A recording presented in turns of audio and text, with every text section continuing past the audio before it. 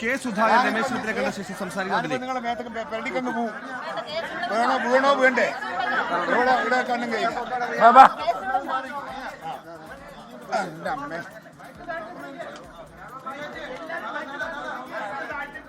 നിങ്ങൾ പറയുന്നുണ്ടോ?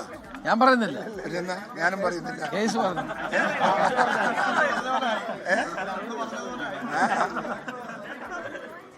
എന്നൊക്കെ അറിയണ്ടേ?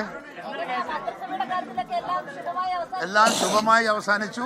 ഇന്ത്യൻ നാഷണൽ കോൺഗ്രസിനെ പോലത്തെ ഒരു പാർട്ടിക്കകത്ത് ഇത്രയും പ്രശ്നങ്ങൾ ഇത്രയും മാനമായി ഇത്രയും സമാധാനപരമായി തീർത്ത ആ നല്ല സംഭവമാണിത്. അതുകൊണ്ട് കോൺഗ്രസിന് ഒരു പുതിയ മുഖച്ഛായ വന്നു. പരിഹരിക്കപ്പെട്ടത് ന്യായമായ എല്ലാ ആളുകളെയും പ്രശ്നങ്ങൾ ഉൾക്കൊണ്ടുകൊണ്ട് നമ്മൾ പ്രശ്നത്തിന് പരിഹാരം ഉണ്ടാക്കി. പരിഹരിക്കപ്പെട്ടു എന്നാണ് എൻ്റെ വിശ്വാസം. പക്ഷേ എന്തോ ഒരു ചെറിയൊരു പോരായ്മ ഉണ്ടെന്ന് തോന്നുന്നുണ്ട്. അത് കാലക്രമേണ തീർത്തു കൊടുക്കും. ശരി, ഓക്കെ. സുഹേൽ കെ സുധാകരനെ കാണുന്ന എപ്പോഴും സന്തോഷമുള്ള കാര്യം. കെ സുധാകരനുമായിട്ടുള്ള ഏത് ചർച്ചയും സംഭാഷണവും സംതൃപ്തികരം തന്നെയാണ്. ഞാനും അദ്ദേഹവും വളരെ വർഷങ്ങളുടെ ബന്ധമാണല്ലോ. ഞാൻ KPC പ്രസിഡൻ്റായി 10 വർഷം ഇരുന്നപ്പോൾ എന്നോടൊപ്പം ജനറൽ സെക്രട്ടറി ആയിരുന്നു. അത്ര മനസ്സിന് വലിയ വലിപ്പമുള്ള ആളാണ് കെ സുധാകരൻ.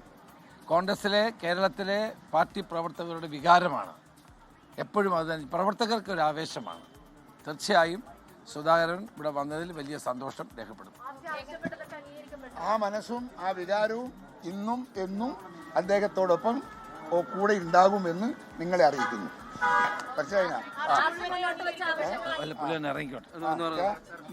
നീ കാല് തെറ്റിയാലുണ്ടല്ലേ നിന്റെ മേത്ത് വീഴുന്നത് ഞാനാണ്.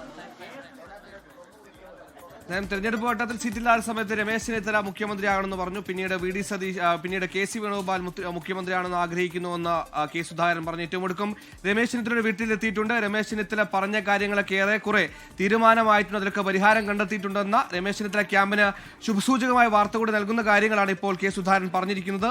എന്തായാലും ഇപ്പോഴും ആ വീട്ട് കേന്ദ്രീകരിച്ച് ചർച്ചകൾ തുടരുന്നു. മന്ത്രിസഭാ രൂപീകരണവുമായി ബന്ധപ്പെട്ട ആ ചിത്രം തെളിഞ്ഞു വരികയാണ്.